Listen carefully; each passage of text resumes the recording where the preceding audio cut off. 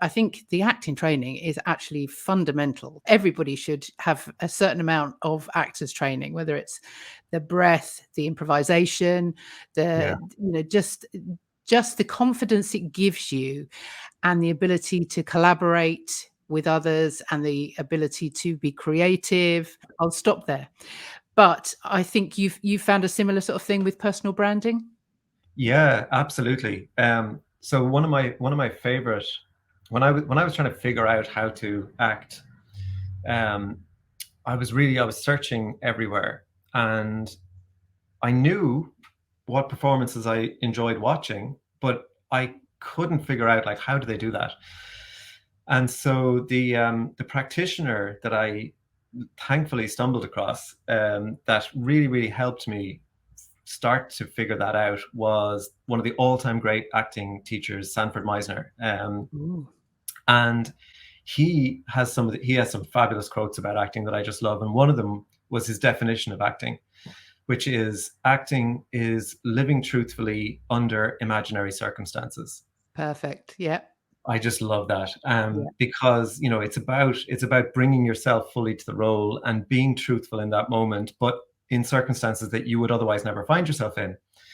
And I just think that's actually a great analogy for turning up online as yourself, because like my generation, these are tools that we're not actually used to.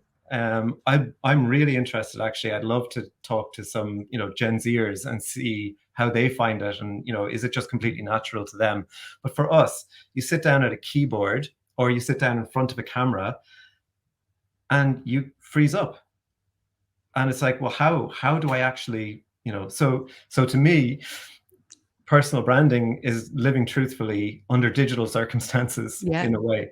Yeah. And it's also, I think there's a kind of a similarity in terms of an actor when they're doing a role, they don't you don't sit down and watch a film and like watch somebody's entire life, because it would if it was in real time and it was you'd be sitting there forever.